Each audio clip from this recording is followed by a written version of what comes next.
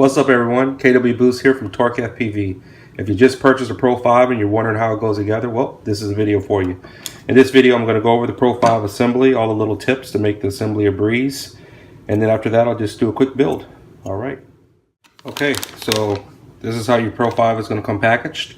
I'm going to open it up and we're going to go through the components inside. Okay, we have a hardware kit here. This hardware kit is stainless steel.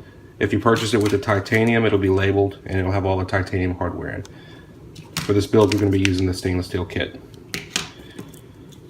You have your frame here, packaged all up, and I'll open it up, break down the components of the frame.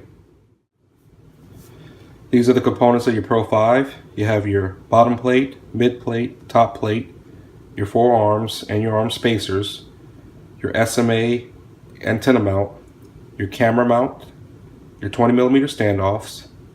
These are the nuts for the inner screws. These are your 14mm screws. They go on the inner. And then you have the outer screws, which are 16mm. These go up into the standoffs. And then you're going to have your 8mm screws that bolt the top plate down to the standoffs. So a quick tip when you assemble the Pro 5, you have these spacers. Those 4 spacers go in between the arms and the bottom plate. They just give you just enough clearance for that Unify to fit properly. Also, you need to look at the orientation of this bottom plate so you realize what side this hole on the bottom plate needs to be to fit a Unify. If you're using something like a VTX03, you can actually flip this plate the other way and then the hole will be here, and that'll be a good spot for the display for the VTX03 to fit. But I'm going to discuss this for Unify and tell you how you need to mount these spacers. So the best way to mount the spacers is to take some sandpaper and rough up the bottom plate just a little bit, and also to rough up the spacer.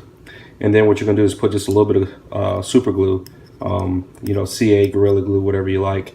You're going to take that glue, put a little dab right here in the middle, mount this spacer there. Now the spacer is tapered, so you need to make sure the smaller side of the spacer goes inward.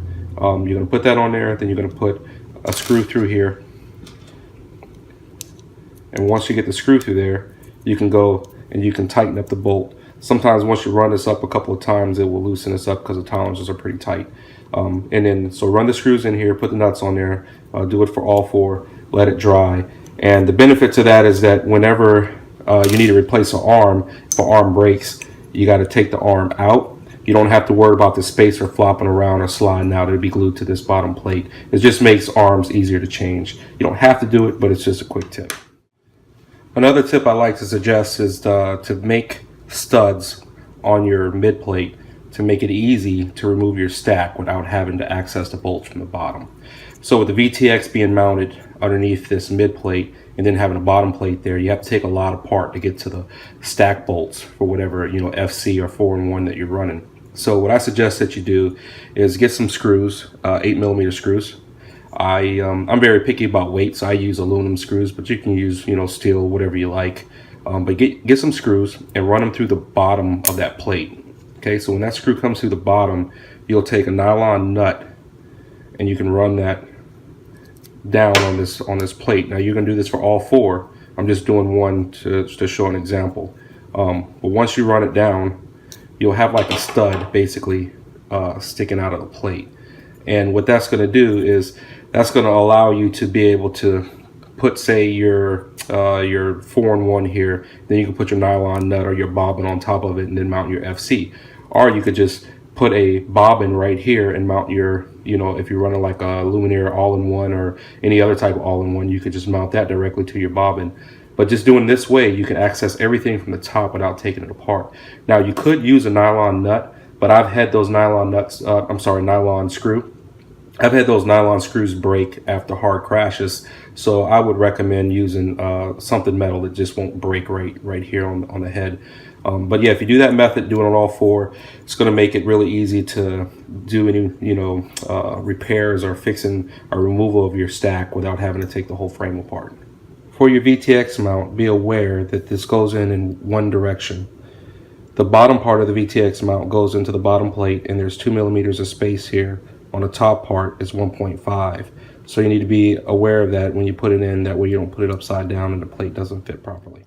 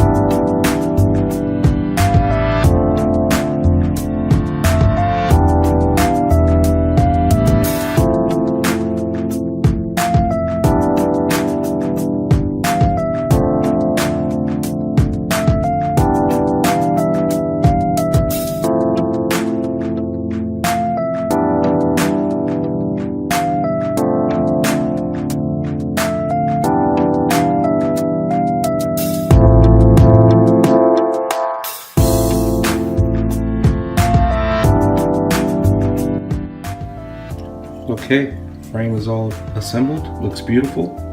We're going to get a quick weight on it, and this is with all the hardware, including the camera mount and the studs for the flight controller.